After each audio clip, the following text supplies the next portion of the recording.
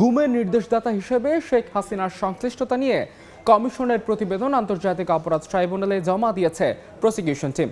পাশাপাশি ক্ষমতাচ্যুত প্রধানমন্ত্রীর বিষয়ে তদন্ত শেষ করতে 2 মাস সময় দিয়েছেন ট্রাইব্যুনাল। এ সময় শেখ হাসিনার বিরুদ্ধে ইন্টারপোল রেড নোটিশ জারির অগ্রগতির বিষয়ে আইজিপির কাছে জানতে চাওয়া হয়েছে। এর আগে জুলাই আগস্ট গণহত্যা মামলায় আওয়ামী লীগ সরকারের 12 মন্ত্রী, 2 উপদেষ্টা সহ 16 জনকে হাজির করা হয়।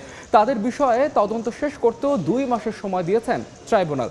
যাদের আজ ট্রাইব্যুনালে আনা হয় তারা হলেন সাবেক মন্ত্রী আনিসুল হক, ফারুক খান, আব্দুল রাজ্জাক, কামাল আহমদ মজুমদার, আমির হোসেন আমু, শাহজাহান খান, অ্যাডভোকেট কামরুল ইসলাম, গোলাম দস্তগীর গাজী, দীপু মনি, জুনায়েদ আহমেদ পলক, ওয়ার্কার্স পার্টির রাশেদ খান মেনন ও জাসদের হাসানুল হক ইনু।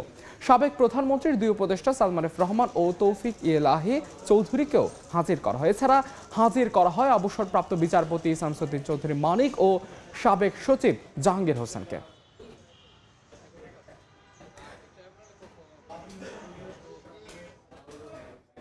এই মুহূর্তে ট্রাইব্যুনালে আছেন সহকর্মী আফজাল হোসেন, সরাসরি চলে যাচ্ছে তার কাছে। আফজাল, আজকে ট্রাইব্যুনালের কার্যক্রম শুরুই হয় মূলত শেখ হাসিনার মামলা দিয়ে।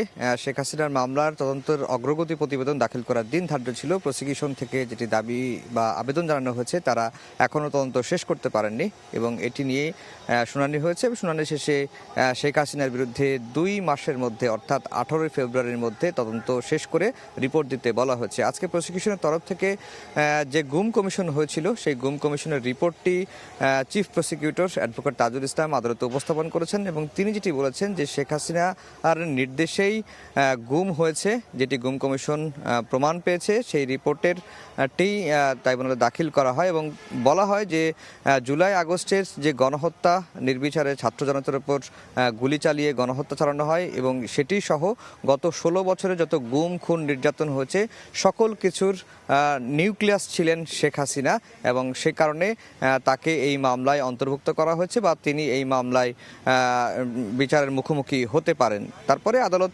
শুনানি শেষে 2 মাসের সময় দিয়েছেন তদন্ত শেষ করার জন্য। একই সঙ্গে শেখ হাসিনার বিরুদ্ধে ইন্টারপোলের রেড নোটিশ জারির একটি বিষয় ছিল এবং সেটি প্রক্রিয়াধীন রয়েছে। ট্রাইব্যুনালের চিফ প্রসিকিউটর রেড নোটিশ জারি করতে পুলিশ মহাপরিদর্শকের কাছে একটি আবেদন করেছিলেন। পুলিশ মহাপরিদর্শকের তরফ থেকে সেটি ইন্টারপোলে পাঠানো হয়েছে, কিন্তু সেটির এখনো পর্যন্ত কোনো অগ্রগতি নেই। সেই অগ্রগতিটাও 2 সপ্তাহের মধ্যে আইজিপিকে জানানোর নির্দেশ দিয়েছেন আন্তর্জাতিক অপরাধ ট্রাইব্যুনাল। একই সঙ্গে আজকে 16 জনকে হাজির করা হয় ট্রাইব্যুনালে। এর মধ্যে সাবেক আইনমন্ত্রী আনিসুল হক, শাহজাহান খান সহ, সালমান এফ রহমান সহ, অ্যাডভোকেট কামরুল ইসলাম সহ 16 জনকে হাজির করা হয় এবং 16 জনের মামলার যেটি তদন্ত রিপোর্ট সেখানেও প্রসিকিউশন সময় চেয়ে আবেদন করে। তারা বলছেন যে এই মামলার তদন্তের বেশ অগ্রগতি হয়েছে কিন্তু তদন্ত এখনও শেষ হয়নি, শেষ করতে আরও সময় লাগবে এবং তারা 2 মাস সময় চান এবং সেই 2 মাসই সময় আদালত মঞ্জুর করেছেন। অর্থাৎ 2 মাসের মধ্যেই এই যে 16 জনের তদন্ত শেষ করতে হবে। প্রসিকিউশনের তরফ থেকে যেটি বলা হচ্ছে যে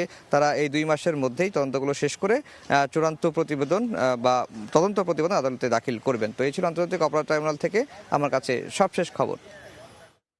সরাসরি যুক্ত ছিলাম আন্তর্জাতিক অপরাধ ট্রাইব্যুনালে।